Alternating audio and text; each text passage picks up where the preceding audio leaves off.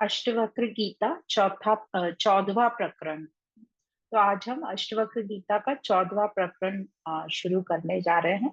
शुरू करने के पहले कई लोगों के ये क्वेश्चन थे 13वें प्रकरण से, जहां ये बोला गया था कि राजा जनक ने ये बोला था कि जो मेरे सामने कर्म आता है मैं कर लेता हूँ ना, उसके बारे में कुछ सोचता नहीं हूँ कि कैसे करूंगा, और बाद में भी कुछ नहीं सोचता।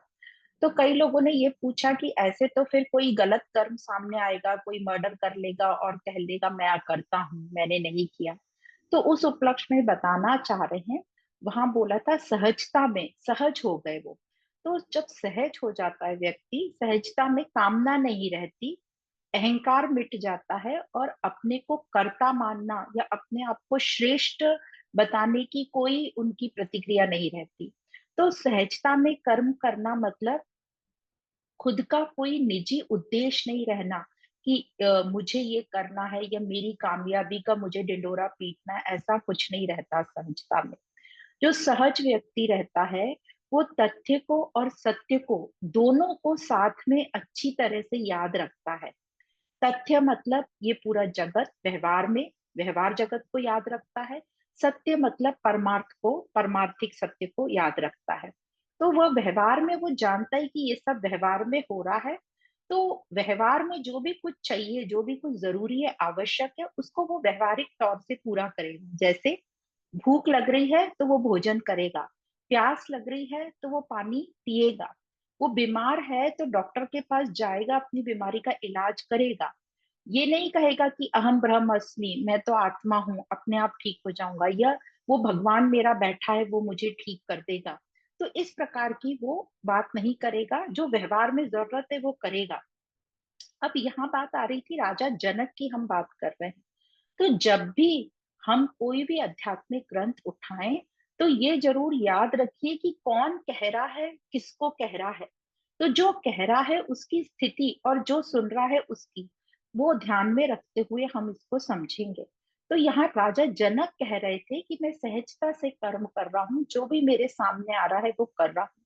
तो राजा जनक के सामने जो आत्मज्ञानी हो गया है, उसके सामने कर्म भी कैसे आएंगे वो भी हमें याद रखना चाहिए। और यदि उसके सामने कुछ उल्टे सीधे कर्म भी आएंगे, तो आपको क्या लगता है कि वो कर लेंगे? नहीं, पहली बात तो उनके सामने उल्टे सीधे कर्म आएंगे ही नहीं।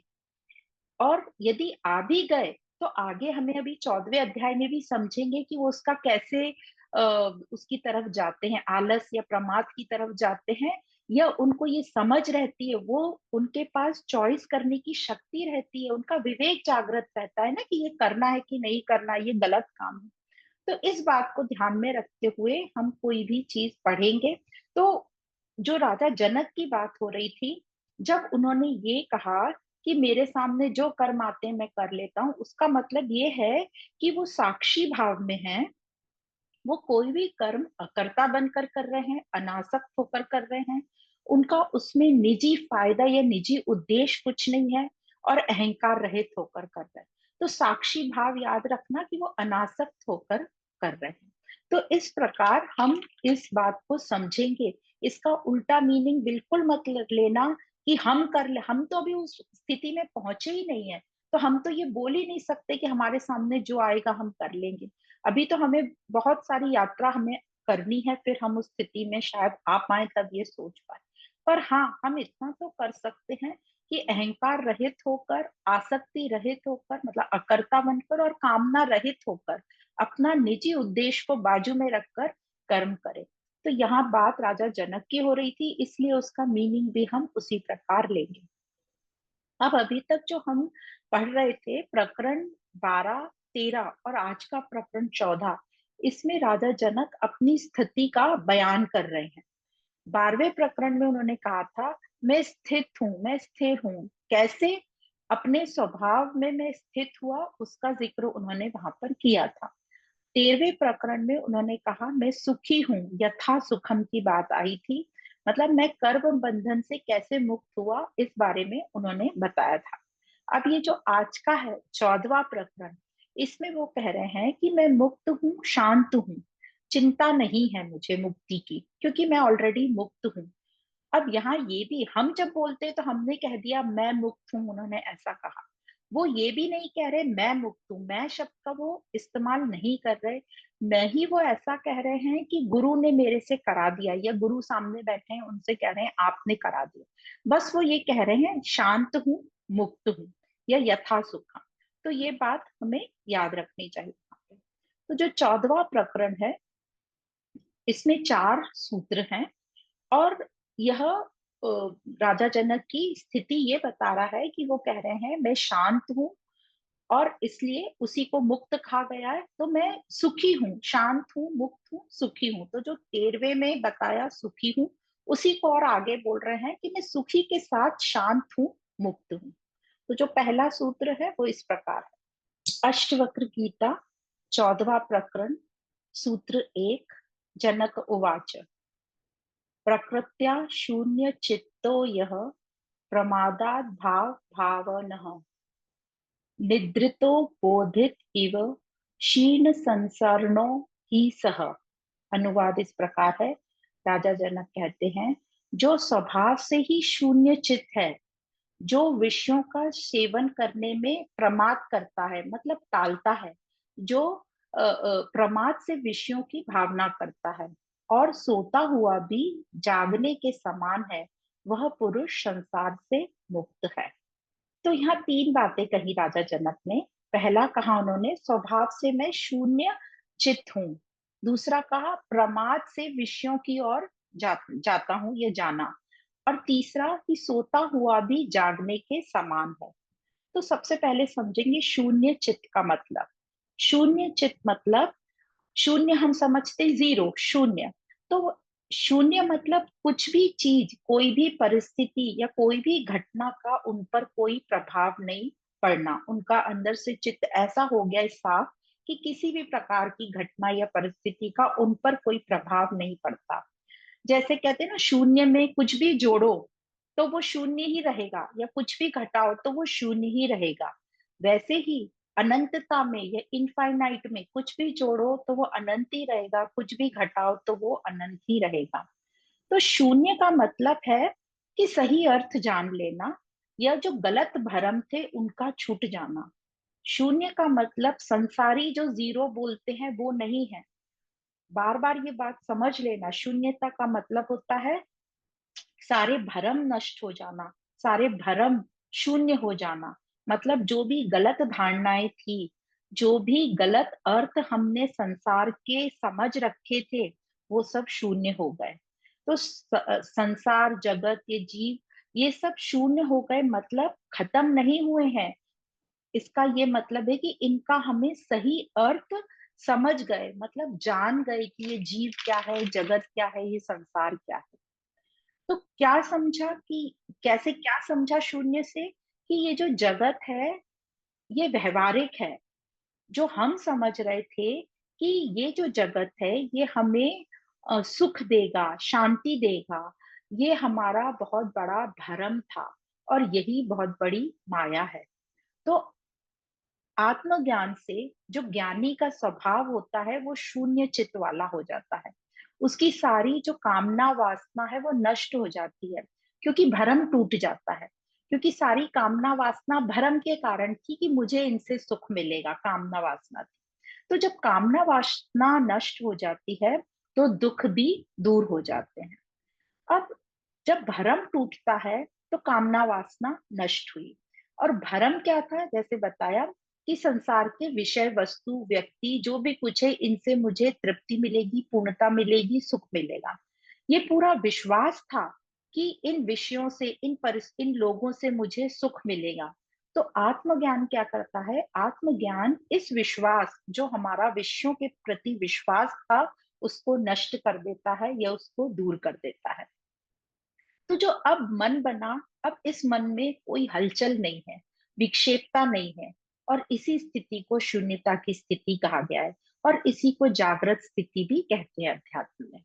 तो आत्मज्ञान के अभाव में, मतलब जब आत्मज्ञान नहीं होगा, उसमें मन की स्थिरता आ जाए, आपको ऐसा लगे, ऐसा हो नहीं सकता। तो आत्मज्ञान अनिवार्य है अपने को जानने के लिए, अपने मन को स्थिर करने के लिए। जैसे कहते हैं एग्जाम्पल में कि एग्जाम्पल देके जैसे समझाया जाता है कि कोई गड्ढा यदि हो तो उसमें कुछ ना कुछ भर जाएगा, पानी भर जाएगा, समझ लो। तो गड्ढा आप मन समझ लो, और पानी मतलब अशुद्धि, विचार जो भी हमारे चलते हैं, विक्षेपता, वो सब होगा। तो जब कोई गड्ढे में पानी भर जाएगा और उसकी सफाई ना हो तो वो गंदा मैला होगा, उसमें दुर्गंध आएगी, उसमें कीड़े मकोड़े हो जाएंगे, घास भी उग जाएगी, और एक पूरा एक कुनबा तैयार हो जाएगा। और हमको समझ भी नहीं आएगा कि इस कुनबे की शुरुआत कहाँ से हुई, इसका स्रोत क्या है। तो इसी प्रकार जब मन को ज्ञान नहीं मिलता तो संकल्प, विकल्प, संशय, विक्षेप, भ्रम, डर और फिर झूठ, फरेब, ये सब शुरू हो जाता है और एक बड़ा कुनबा तैयार हो जाता है। तो इसी बात को कह रहे हैं कि इस मन को शुद्ध करने के लिए आत्मज्ञान अनिवार्य है। तो जनक जी ने क्या किया? जनक जी ने आत्मज्ञान से पूरी निष्ठा पूर्वक स्वयं को जाना और शून्यता की स्थिति प्राप्त करी, सत्य में वो स्थापित हो गए, इसलिए वो जनक कहलाए। तो कईयों को लगता है कि वो पहले ही जनक ही थे इसलिए वो सब कर पाए, पर नहीं, उन्होंने ये सब किया इसलिए वो जनक कहलाए।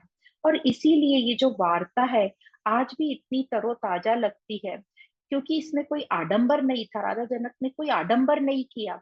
उनको जो ये आत्मज्ञान ने उनको इन तथ्यों से जोड़ दिया, तथ्यों के साथ रहना सिखाया। तो ये जो हम ग्रंथ पढ़ रहे हैं, जो वार्ता पढ़ रहे हैं अष्टवक्र जी की और राजा जनक की, यह अभी भी इतनी महत्वपूर्ण, इतनी उच्चतम कोटि की है कि इतनी वर्षों पुरानी वार्ता आज भी हमें इतनी अच्छी लग रही है, इतनी सहयोगी लग रही है, क्योंकि ये सत्य को दर्शाती है। और सत्य कभी बदलता नहीं, समय के साथ भी वो कम नहीं होता। इसलिए ये आज भी इतनी, ये जो संवाद है इतना सुंदर, हमारे बहुत ही महत्वपूर्ण और ताजा और सदा ही उपयोगी हमेशा रहेगा। तो इस प्रकार ये शून्यता की बात राजा जनक ने कही। अब दूसरी बात राजा जनक ने कही, प्रमाद से विषयों की ओर जाता हूं। प्रमाद मतलब आलस, या प्रमाद मतलब टालना किसी चीज को। तो यह जो प्रमाद शब्द हमने तमोगुण जब हम पढ़ रहे थे उसमें पढ़ा था कि प्रमाद तमोगुण होता है। तो वैसे तो ये तमोगुण है, पर यहाँ ज्ञानी ने इसको सात्विक की तरह यूज किया है, या सत्य की तरफ जाने के लिए ये प्रमाद यूज किया है, या विषयों से बचने के लिए ये प्रमाद यूज किया है। तो राजा जनक कहते हैं प्रमाद मतलब मैं टालता हूँ, जब भी कोई इच्छा होती है तो ऐसे सोचता हूँ कल कर लेंगे, या उसको आगे टाल देते हैं, तो आलस कर जाता हूँ उसको पूरी करने के लिए, या उसको टाल देता हूँ, आगे कर देता हूँ, या कुछ करने जाता भी हूँ अपने इच्छाओं को पूरी करने के लिए, भोगने के लिए, उसकी ओर बढ़ता भी हूँ, तो बिल्कुल आलस के साथ बढ़ता हूँ, और जाते जाते मुझे ज्ञान याद आ जाता है और मैं वापस पलट के आ जाता हूँ। तो आम आदमी और आत्मज्ञानी में ये फर्क रहेगा। जो आत्मज्ञानी होगा वो तो भोगों की तरफ कैसे जाएगा? प्रमाद की तरफ टालेगा उनको, आलस की तरह जाए, आलस के साथ जाएगा। और जो आम आदमी, सॉरी, जो आत्मज्ञानी, और जो आम आदमी रहेगा वो कैसे जाएगा? वो तो भागता हुआ जाएगा विषयों की तरफ, अपना, अपने जो भोग हैं उनको पूरा करने के लिए, अपनी इच्छाओं को पूरा करने के लिए। तो आत्मज्ञानी और आम आदमी में ये फर्क रहेगा। तो ज्ञानी जो है प्रमाद का इस प्रकार यूज करेगा कि वो उसे सत्य की ओर ले जाए, विषयों से उसे दूर रखे, वो टालेगा विषयों के पास जाना। अब इनमें कई लोग अलग अलग तरीके की बात करते हैं। कई लोग कहते हैं इच्छाओं को, भोगों को घास ही मत डालो, मतलब उनकी तरफ ध्यान ही मत दो, तो वो अपने आप शांत हो जाएगी। कैसे वो शांत हो जाएगी? क्योंकि जो इच्छाएं हैं, जो भोग हैं, इनका अपना स्वाभिमान रहता है। आप उनकी तरफ देखोगे ही नहीं तो उनको खुद ही बेइज्जती फील होगी और वो भाग जाएगी। अब कई कहते हैं कि इच्छाओं को, भोगों को पूरा कर लो तो इच्छा शांत हो जाएगी। अब ये बात सही है, इच्छा और भोगों को हम कुछ टाइम के लिए पूरा कर ले तो हमको वो इच्छा शांत तो हो जाएगी, पर जो हमारा मन है वो स्वच्छ नहीं होगा, वो और बलवान होगा भोगों के लिए, और फिर वो मन और डिमांड करता जाएगा, वो अपने भोगों का दायरा बढ़ाता जाएगा। तो इससे मन स्थिर तो होगा ही नहीं, और बलवान होता जाएगा, और ये मन विषयों का गुलाम बनता जाएगा, और गुलामी हमेशा हमें दुख ही देगी। तो इस प्रकार जो आत्मज्ञानी है उसने प्रमाद का यूज किया विषयों की तरफ जाने के लिए। अब तीसरा इस सूत्र में बताया कि वो सोता हुआ भी जागता है। तो सोता, सोना, अब ये फिर से तमोगुण है, तो इसको अज्ञानता समझ लो, सोना। तो यहाँ कहा गया है कि क्रियाओं के प्रति वो और विषयों के प्रति वो सोया रहेगा, पर वो स्वयं के प्रति जागा रहेगा। बाहर से हमें लगेगा कि वो तो अज्ञानी है, पर वो अज्ञानी है नहीं, वो बिल्कुल सचेत है, जागा हुआ है। तो इस प्रकार जनक जी ने अपने शून्य चित्त की बात बताई। वे अपने ही जो उपाधियां हैं, जो उनका महल है, जो उनके वस्त्र हैं, इन सब से वो अनासक्त हैं। वो इन सब से लिप्त नहीं है, वो चिपके हुए नहीं है, वो अनासक्त है, वो इन सबको साक्षी भाव से देख रहे हैं। वे नाम रूप उपाधियों से परे हैं, इसलिए वो सुखी और शांत है। तो इस सूत्र में यही बता रहे हैं कि आत्मज्ञान से स्वयं को जानो, तो भ्रम हमारे टूटेंगे, तो हमें शांति मिलेगी, और वही मुक्ति है, उसी को कहेंगे मुक्ति को प्राप्त हुआ।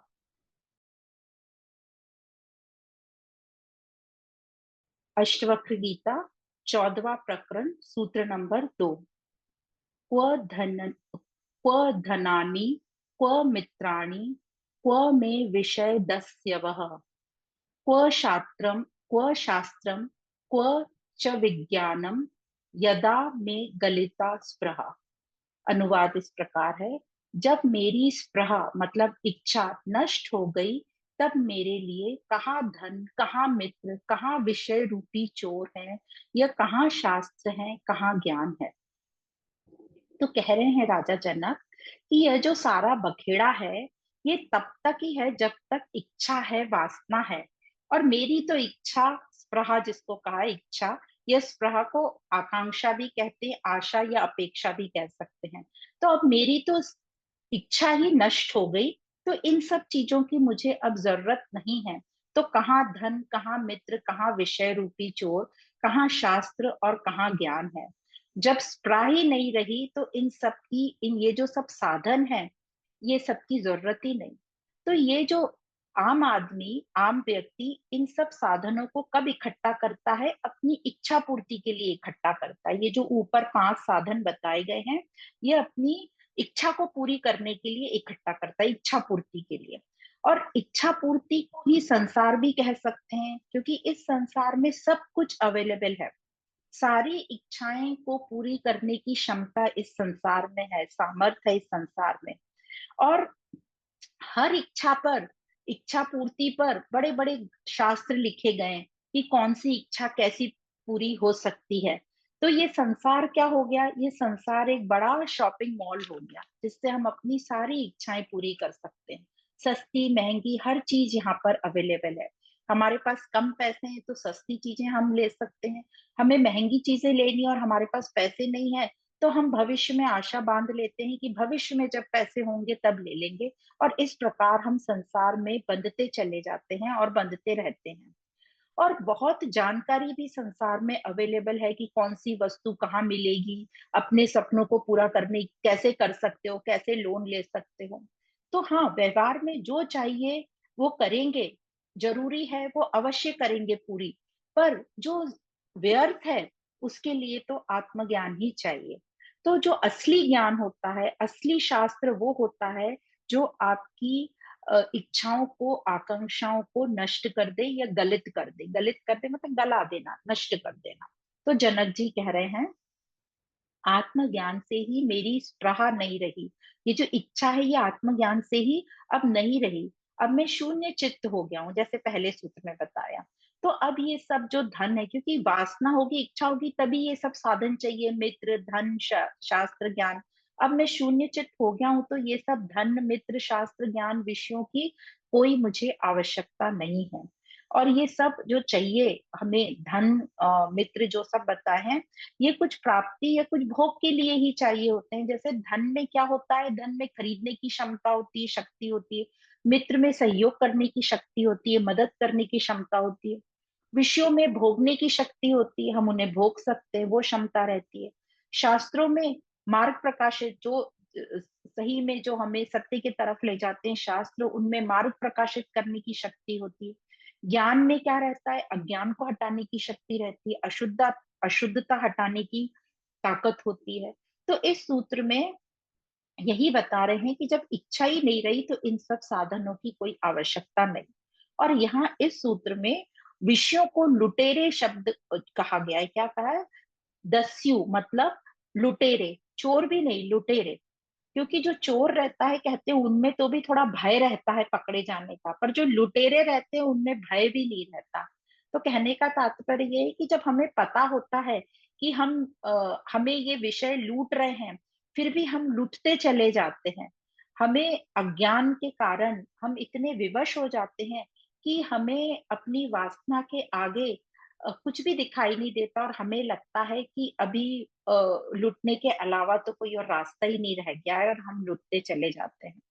तो राजा जनक कह रहे हैं कि मुझे इन पांच की भी जरूरत नहीं, क्योंकि जो मेरा अंतःकरण है शुद्ध हुआ है, शून्य हुआ है। अब मेरी कोई स्पृहा ही नहीं रह गई, ये इच्छा आकांक्षा ही नहीं रह गई है। आत्मज्ञान ने मेरी सब स्पृहा को गलित कर दिया है। तो जो भी बंधन थे वो किस कारण थे? स्पृहा, इच्छा के कारण थे बंधन। अज्ञानता के कारण हम भ्रमित थे, और फिर इसलिए हमें इच्छाएं उठ रही थी। जैसे ही जान गए कि ये सब भ्रम है, तो मुक्त हो गए, शांत हो गए, भ्रम दूर हो गया। तो इसी प्रकार इस सूत्र में हमको भी ये बता रहे हैं, अभी ये हमारे लिए कह रहे हैं ना। राजा जनक को तो हो गया ज्ञान, वो तो भ्रम से मुक्त हो गए, वो तो शांत हो गए। अब ये बात हमारे लिए चल रही है, तो हमको बोल रहे हैं कि आप भी आत्मज्ञान से अपने भ्रम को तोड़ो, शांत हो और मुक्त हो। तो ये था सूत्र नंबर 2। अब आगे चलते हैं सूत्र नंबर 3। विज्ञाते साक्षी पुरुषे च परमात्मनि चेश्वरे निराशय बंध मोक्षे च न चिंता मुक्तये मम। अनुवाद इस प्रकार है: साक्षी पुरुष, परमात्मा, ईश्वर, आशा मुक्ति तथा बंध मुक्ति के जान लेने पर मुझे मुक्ति के लिए चिंता ही नहीं है। जनक जी कह रहे हैं, आत्मज्ञान से जब मैं जान गया, किसको जान गए? जीव जगत को जान गया। क्या जान गए वो? जीव क्या है? अहंकार है, भ्रम है कि ये मैं हूं, है ही नहीं, ये भ्रमित है हम कि मैं हूं। तो वो ये जान गए कि जीव कुछ नहीं है, अहंकार है, और अहंकार भ्रम है।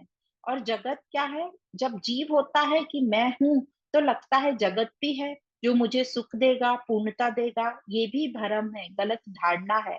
और जगत को यहाँ पर ईश्वर बोल सकते हैं, प्रकृति बोल सकते हैं, प्रकृति को ही ईश्वर बोला है जो मुझे सुख देगा। तो ये जीव और जगत एक ही है, प्रकृति है, ये जान गए।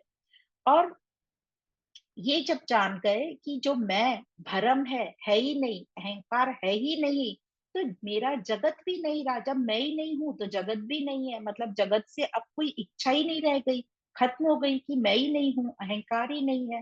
तो जीव, तो ये बता दिया उन्होंने, आत्मज्ञान से वो ये जान गए कि जीव और जगत क्या है, उनकी असलियत वो जान गए, और उनका भरम दूर हुआ। और ये समझ में आए कि जीव जगत दोनों से परे जो है परमात्मा, जो सबका मूल है, जो परम है, जो सत्य है, उसी को ब्रह्म कहते हैं। तो जो अहम ब्रह्म अस्मि वाला ब्रह्म कहते हैं। तो यहाँ जो परमात्मा शब्द यूज किया, वो आत्मा का ही दूसरा नाम परमात्मा का है, परमात्मा। क्योंकि हम लोगों ने आत्मा को बहुत ही कॉमन गलत तरीके से यूज कर लिया है कि हमारी आत्मा अशुद्ध, उसकी आत्मा शुद्ध, या आत्मा की शांति लो, या आत्मा को मुक्ति प्राप्त हो। जबकि आत्मा के साथ ये शब्द सब यूज करना ही गलत है, इसलिए उसको एक नया शब्द दे दिया, परमात्मा। तो आत्मा परमात्मा एक ही है, और वही सत्य है। तो राजा जनक अपनी जो स्थिति बता रहे हैं कि आत्मज्ञान से मैं ये सब जान गया कि जीव और जगत क्या है, और इन दोनों से परे परमात्मा है। तो इस सत्य पर, जो परमात्मा है, इसी सत्य पर जीव और जगत क्या है? अध्यारोपित है, अज्ञानता के कारण। अध्यारोपित है मतलब सुपर इम्पोज, जैसे रस्सी पे सर्प दिख गया था अंधेरे में, वैसे ही अज्ञानता के कारण हमें आत्मा पर ये सब अध्यारोपित हो गया, और हमें पूरा जीव और जगत दिखने लगा। तो अज्ञानता यहाँ पर क्या है? अंधकार, जो रस्सी और सर्प वाले एग्जाम्पल में, अज्ञानता क्या है? तमोगुण। और वो आवरण का काम करती है। तो मल विक्षेप आवरण हम समझ पढ़ते थे ना, हमने पढ़ा था भगवत गीता में। तो ये तमोगुण आवरण का काम कर रही, अज्ञानता तमोगुण आवरण, आवरण मतलब कोई चीज को कवर कर दिया, तो ये अज्ञानता ने सत्य को कवर कर दिया। फिर ये अध्यास, अध्यास क्या है? जो हमें ऊपर दिख रहा है, रस्सी पर सर्प दिखना, वो रजोगुण है, क्योंकि सही चीज नहीं दिख रही, अंधेरा है, हल्का हल्का कुछ हमें समझ आ रहा है, तो हमारा रजोगुण कह रहा है कुछ तो होगा, कुछ तो है। तो हमने विक्षेपता उसको बोल रहे हैं, कुछ तो दिखना चाहिए, तो वो हमने उसको कह दिया कि वो सर्प है। तो रस्सी ना दिखकर हमें वो सर्प दिख रही है, वो विक्षेपता है कि कुछ और दिखना, सत्य ना होकर, ना दिखकर कुछ और दिखना। तो इस प्रकार ये बता रहे हैं कि सत्य पर ही जीव और जगत अध्यारोपित है। अब जो तथ्यात्मिक जो जगत है, अभी तो हमारे लिए ये जीव भी है और जगत भी है, क्योंकि अभी तो हमारे भरम टूटे नहीं है, तो हमारे लिए जीव भी है, जगत भी है, फैक्ट है। हमें ये सब दिख रहा है, दुख भी हो रहा है। तो वेदांत दर्शन में शंकराचार्य जी ने इसे क्या कहा है? व्यवहारिक सत्य कहा है। तो तीन सत्य बताए थे ना, एक प्रतिभासिक सत्य सपने वाला, दूसरा व्यवहारिक सत्य, और फिर ये कहा था ये व्यवहारिक जो सत्य है इसको भी आत्मज्ञान से तुम स्वप्नवत जानो, कि ये भी सपना है। जब आत्मज्ञान हो जाएगा तो ये भी सपने जैसा लगेगा, तब आप तीसरे परमार्थिक सत्य को जान पाएंगे। तो ये व्यवहारिक सत्य को स्वप्नवत कब जानेंगे? जब आत्मज्ञान होगा, तब हम ये परमार्थिक सत्य तक पहुंचेंगे। तब कह पाएंगे अहम ब्रह्म अस्मि, प्रज्ञानम ब्रह्म, अयम आत्मा ब्रह्म और तत्वमसि। तो जो उपनिषदों के चारों जो महावाक्य, वो यहाँ पर हम समझ सकते हैं। तो आत्मज्ञानी कैसा होगा? वो साक्षी तत्व होगा। अब वो उसकी स्थिति साक्षी वाली हो गई। साक्षी मतलब कोई भी वस्तु, व्यक्ति, परिस्थिति, घटनाएं उसको प्रभावित नहीं करेंगी।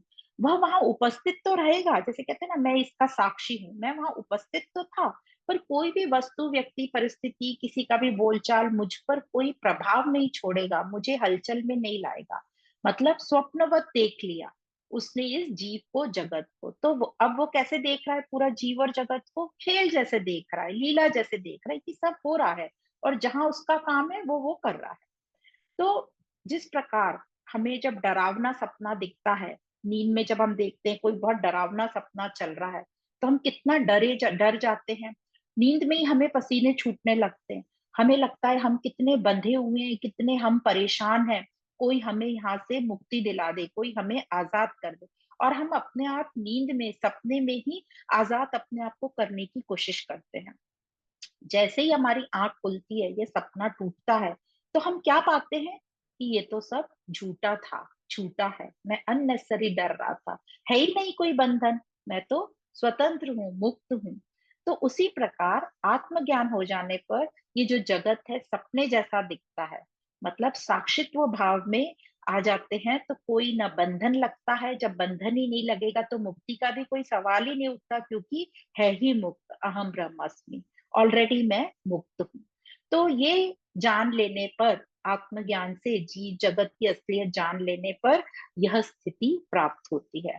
तो व्यवहारिक जगत में तो सब चलेगा, सब होगा। क्या सब होगा?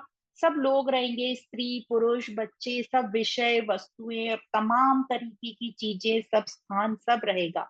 और सब पर हम सब रिश्तेदार संबंधियों की उपाधियां लगाएंगे, माँ बाप संबंधी, फ्रेंड, सब वस्तुओं पर हम उपाधियां लगाएंगे, अच्छा बुरा ठीक है, सब में जजमेंट करेंगे।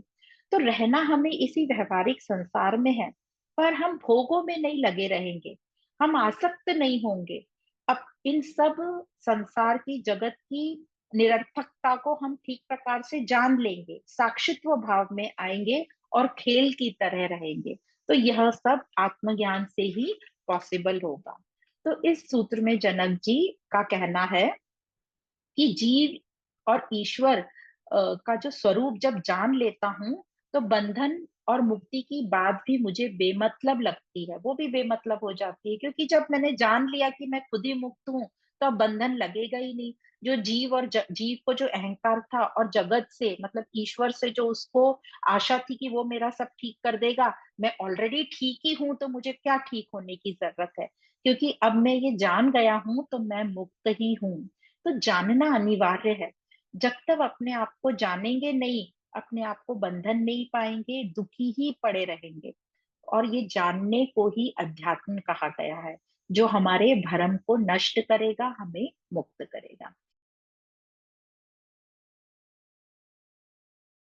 अष्टवक्र गीता 14वां प्रकरण, सूत्र नंबर 4।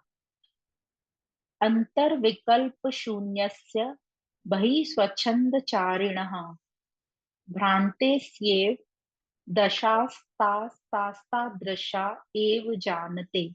अनुवाद इस प्रकार है, जो भीतर विकल्प से शून्य है और बाहर भ्रांते हुए पुरुष की भांति स्वच्छंदचारी है, ऐसे पुरुष की भिन्न भिन्न दशाओं को वैसी ही दशा वाला पुरुष जानता है। तो यहाँ पे जनक जी बोल रहे हैं गुरु अष्टवक्र को कि बोल रहे होंगे कि आप तो मेरी स्थिति समझ पा रहे हो, क्योंकि जिसका अंतःकरण सभी प्रकार के विकल्पों से शून्य हो गया है, लेकिन बाहर वो स्वच्छंद से विहार करता है, अपनी मन मौजी के हिसाब से चलता है, अपनी इच्छा अनुसार चलता है। तो ऐसे लोगों को वही जानते हैं जो उन जैसे होते हैं। तो इस सूत्र में जनक जी आत्मज्ञानी की अंदर और बाहर की स्थिति का वर्णन कर रहे हैं। यह भी साफ साफ कह रहे हैं कि उसे, मतलब आत्मज्ञानी को वही जानता है जो खुद वैसा होता है, क्योंकि बाहर से वह बिल्कुल आम व्यक्ति की तरह दिखेगा। अब राजा जनक को देखकर एक आम व्यक्ति सोचेगा, ये तो मेरी तरह भोगी है, ये तो पूरे राज वस्त्रों में रहता है, ये तो मेरी तरह भोग विलास में है।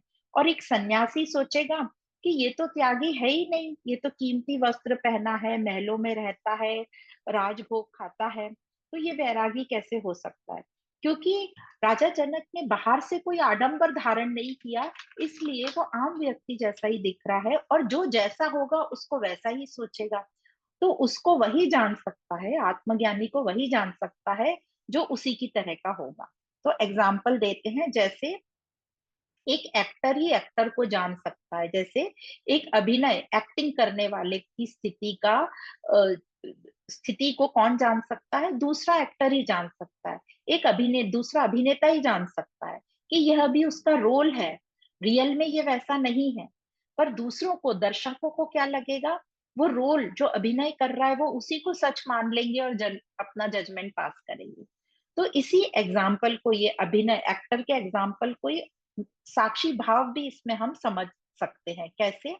एक एक्टर जब अपनी एक्टिंग रोल करता है तो उसमें इतना डूब जाता है कि वो पर्दे पर रियल लगने लगता है। पर वो एक्टिंग करते वक्त सूक्ष्मता से वो अपने आप को जानता है कि मैं ये नहीं हूं जो रोल कर रहा हूं, मैं इससे अलग हूं, मैं कौन हूं वो जानता है।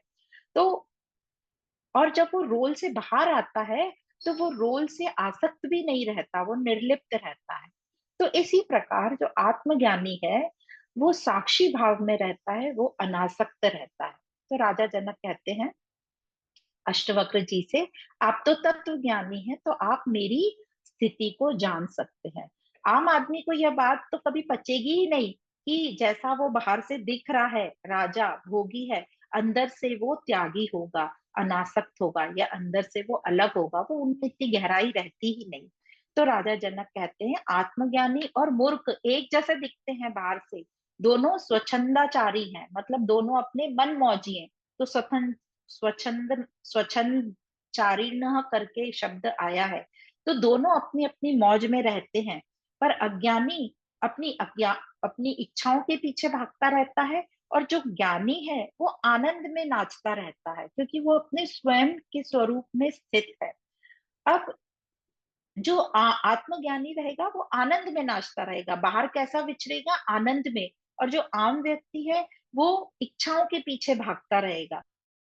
उसका स्वच्छंद क्या रहेगा? इच्छा, वासना। और आत्मज्ञानी का स्वच्छंद क्या रहेगा? स्वरूप, अपना सत का स्वरूप, आनंद में। तो बाहर से भले ही दोनों मन मौजी दिखें, पर अंदर से दोनों का केंद्र अलग अलग है। आत्मज्ञानी का क्या है? सत्य, आत्मा, परमात्मा, परम आनंद। और आम आदमी का क्या रहेगा? विषय, भोग, विलास, वासना, ये। तो इस प्रकार दोनों बाहर से मनमौजी दिखेंगे, पर दोनों की केंद्र, डेस्टिनेशन अलग अलग। क्योंकि आम आदमी की दृष्टि में गहराई होती ही नहीं, जैसा वो होता है वैसा सबको देखता है वो। तो यही कारण है अपने यहाँ महापुरुषों को अक्सर समझने में गलती कर देते हैं। जब तक वे जीवित थे तो उन्हें अपन जीने लायक छोड़ते नहीं, उनको इतना तंग करते हैं, पीड़ा देते हैं, मारते पीटते सब है। हम अपने अपने यहाँ भी तो अपन देखते ही है ना, आजू बाजू दुनिया में जो आम जनता है किनको प्रतिष्ठित बना देती है, जो बाहरी आडंबर करके बैठे हैं, है ना, अपनी वेशभूषा जिन्होंने बदल ली है, जो बाहर से दुनिया से अलग दिखने की कोशिश करते हैं या दुनिया से अलग चलते हैं। तो अधिकतर ऐसा होता है, हमेशा जरूरी नहीं है, बट हाँ 99% ऐसा ही होता है। जो आडंबर ओढ़ लेते हैं अपने ऊपर, तो वो अपने आप को बाहरी जगत से अलग दिखाने की कोशिश करते हैं। तो दुनिया रंगीन वस्त्र पहनेगी पर वो एक ही रंग के वस्त्र पहनेंगे। दुनिया 4 टाइम खाएगी, वो एक ही टाइम खाएंगे, बोलेंगे नहीं हम तो एक ही टाइम खाएंगे, या कभी खाते भी नहीं, हम तो सिर्फ जल पर रहते हैं या फलहार करते हैं। दुनिया सरल भाषा बोलेगी, वो एकदम कॉम्प्लिकेटेड भाषा बोलेंगे जो हमको समझ में भी नहीं आएगी। दुनिया हंसेगी बोलेगी, वो एकदम गंभीर रहेंगे, मौन रहेंगे। तो इस प्रकार जो आडंबर करता है दुनिया उन्हीं को प्रतिष्ठित बना देती है। पर असली में जो रहते हैं महापुरुष, वो तो दुनिया उनको रिकग्नाइज ही नहीं करती। बहुत ही कम होते हैं लोग जो उनको रिकग्नाइज कर पाते हैं। तो इस प्रकार इस 14वें प्रकरण में राजा जनक ने अपनी स्थिति का बयान किया कि मैं कैसे मुक्त हूँ, मैं कैसे शांत हूँ। तो पहले सूत्र में उन्होंने बताया कि मैं शून्य चित्त हूँ, मतलब मेरे सारे भ्रम जो है मिट गए हैं। मैं प्रमाद से विषयों की ओर जाता हूँ, मतलब टालता हूँ विषयों को, या आलस से विषयों की तरफ जाता हूँ ताकि मैं उनका भोग ही ना कर पाऊं। और वो सोया हुआ भी जागता है, मतलब क्रियाओं के प्रति वो सोया है, दिखता भले ही हमें बाहर से हो कि वो अज्ञान में है, पर वो स्वयं में जागा हुआ होता है। दूसरे सूत्र में बताया कि उनकी सारी स्पृहा नष्ट हो गई, इसलिए उन्हें धन, मित्र, विषय, ज्ञान, शास्त्र इन सब की आवश्यकता नहीं है, क्योंकि ये सब तो इच्छा पूर्ति के साधन है। और जब उनकी इच्छा ही नष्ट हो गई है तो इन साधनों की उनको जरूरत नहीं है, वो ऑलरेडी मुक्त ही है। फिर तीसरे सूत्र में वो बोलते हैं कि जब वो जान गए, साक्षी भाव में आ गए, जीव ईश्वर को जान गए, तो समझ गए कि जीव और ईश्वर दोनों प्रकृति हैं और इन दोनों से परे परमात्मा है। और ये जो जीव जगत परमात्मा पर अध्यारोपित है।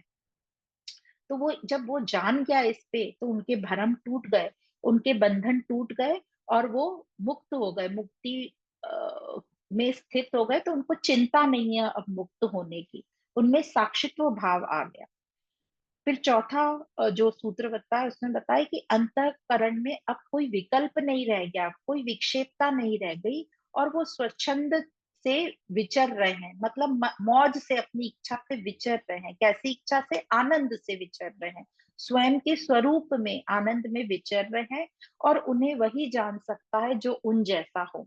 आम व्यक्ति उन महापुरुषों को जान नहीं सकते। और राजा जनक कह रहे हैं अष्टवक्र जी को कि आप तो मेरी स्थिति जान सकते हैं, मैं मुक्त हूँ, शांत हूँ।